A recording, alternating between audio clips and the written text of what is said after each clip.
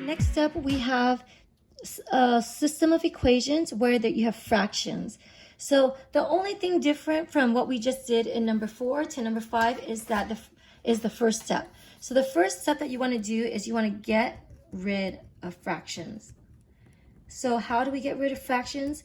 Well, the exact same way that we got rid of fractions before whenever we dealt with linear equations. So you get rid of fractions by multiplying by the LCD. So multiply by the lowest common denominator. So when I look at this problem, I see the denominator 3 and the denominator 2, and I ask myself, what is the lowest common denominator? Lowest common denominator means the lowest common multiple. What multiple does 3 and 2 have in common? And the answer is 6. So I'm going to multiply everything by 6. So here, I'm going to multiply this by 6, and by 6. And when you multiply it by 6, what should happen is that the denominator becomes 1. So 6 divided by 3, I get 2 on the top. So the bottom becomes a 1. So here I get 2 times negative 2 is negative 4x. Here, 6 divided by 2, I get 3. So I get plus 3y. Equals to 6 times 6 is 36. Ta-da! I've now changed a fractional equation to just whole numbers. The next equation is this. So I look at the denominator and I ask myself, what is the lowest common denominator? The lowest common multiple is 2 and 4 is going to be 4. So they have 4, so I'm going to multiply everything by 4. So when you do that, 4 divided by 2 becomes 2. The denominator becomes a 1, so you're left with 2x. 4 divided by 4 just becomes a 1, so you end up having just 1y or just y. Equals 4 times negative 2 is negative 8. So now I have changed a problem with fractions to a problem with no fractions. And now go through the same steps as I did with question 4 in the previous video. So I'm going to do the method of elimination. So first I'm going to decide which variable do I want to get rid of. Do I want to get rid of x or do I want to get rid of y? So I think it might be easier to get rid of y. So in my mind, I'm going to think to myself, eliminate y. So if I want to get rid of y, I want them to be opposites of each other.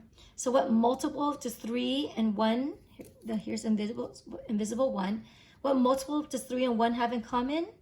They have in common the number 3. So in my mind, I'm going to know that I want 3y and negative 3y. That's what I want it to become. So when they add together, I'm just going to get 0. Well, 3y is already here, so I really don't need to change anything with that. So I'm going to leave this as negative 4x plus 3y is equal to 36. The bottom, I want to change this to a negative 3y. So if I want to change this to a negative 3y, that means I need to multiply this whole thing by negative 3. So I want to multiply this whole thing by negative 3. So when I do that, I get negative 6x, because negative 3 times 2x is negative 6x. Negative 3 times y is just negative 3y, that's what I want. And negative 3 times negative 8 is 24. So that's what I want, where the y's are now opposites of each other. So when I add them, it becomes 0. So when I add the two equations, I add these two, I get negative 10x. I add these two, it becomes 0, that's what I want, is equal to 60. And now I solve for x. I divide both sides by the coefficient of x, which is negative 10. When I do that, that becomes a positive 1, so I get x is equal to negative 6. Now that I have my x, now I just need to find out what my y is. So to solve for y, I can plug in negative 6 into any one of these equations. Because again, these are just manipulated forms of these equations. They're the same equations, just another form. So because I want to solve for y, I'm going to plug this into the easiest equation, and I think I'm going to plug it into this one, because I have 2x plus 1y equals negative 8. That's the easiest one to do. Of course, you can plug it into any equation, but work smarter, not harder, right? So I have 2x plus y is equal to negative 8. I'm going to plug in my negative 6 in for x. And when I do that, I get negative 12 plus y is equal to negative 8. I'm going to add 12 to both sides. So when I do that, this becomes a 0, and y is equal to 4.